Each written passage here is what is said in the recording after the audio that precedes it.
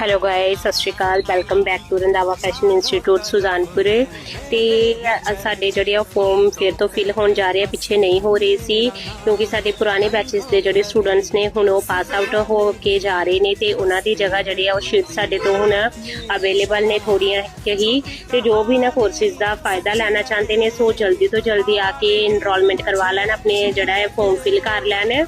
ਤੇ ਆਪਾਂ ਤੁਹਾਨੂੰ ਬੇਸਿਕ ਤੋਂ ਲੈ ਕੇ ਐਡਵਾਂਸ ਲੈਵਲ ਦੇ ਸਾਰੇ ਹੀ ਕੋਰਸਿਸ ਕਰਵਾਉਂਦੇ ਹਾਂ, ਜਿਹਦੇ ਵਿੱਚ ਕਿ 3 ਮੰਥ ਹੋ ਗਿਆ, 6 ਮੰਥ ਹੋ ਗਿਆ, 1 ਈਅਰ ਹੋ ਗਿਆ ਔਰ ਮਾਸਟਰ ਡਿਪਲੋਮਾ 2 ਈਅਰ ਹੋ ਗਿਆ। ਜੋ ਵੀ ਬੱਚਾ ਕਰਨਾ ਚਾਹੁੰਦਾ ਹੈ, ਜਿਹਨੂੰ ਜਿਸ ਵੀ ਕੋਰਸਿਸ 'ਚ ਇੰਟਰਸਟ ਹੋਵੇ ਉਹ ਆ ਕੇ ਲੈ ਸਕਦੇ ਨੇ। ਤੇ ਸਾਡੇ ਕੋਲ ਬਿਊਟੀਸ਼ੀਅਨ ਔਰ ਫੈਸ਼ਨ ਡਿਜ਼ਾਈਨਿੰਗ ਦੋਨੋਂ ਹੀ ਕੋਰਸਿਸ ਅਵੇਲੇਬਲ ਨੇ ਤੇ ਸੋ ਜਲਦੀ ਤੋਂ ਜਲਦੀ ਆ ਕੇ ਵਿਜ਼ਿਟ ਕਰ ਲਓ। ਆਪਾਂ ਉੱਤੇ ਇੱਕ ਨੰਬਰ ਮੈਂਸ਼ਨ ਕਰਾਂਗੇ, ਤੁਸੀਂ ਕੋਈ ਵੀ ਇਨਕੁਆਇਰੀਜ਼ ਲੈਣੀ ਹੈ ਉਹਦੇ ਤੋਂ ਲੈ ਸਕਦੇ ਹੋ। ਸੋ ਹੁਣ ਲੇਟ ਨਾ ਕਰਿਓ ਤੇ ਜਲਦੀ ਤੋਂ ਜਲਦੀ ਆ ਕੇ ਵਿਜ਼ਿਟ ਕਰ ਲਿਓ ਕਿਉਂਕਿ ਸਾਡੇ ਆਲਰੇਡੀ ਜਿਹੜੇ ਬੈਚਸ ਨੇ ਉਹ ਸਟੂਡੈਂਟਸ ਕੋਰਸਿਸ ਲੈ ਰਹੇ ਨੇ।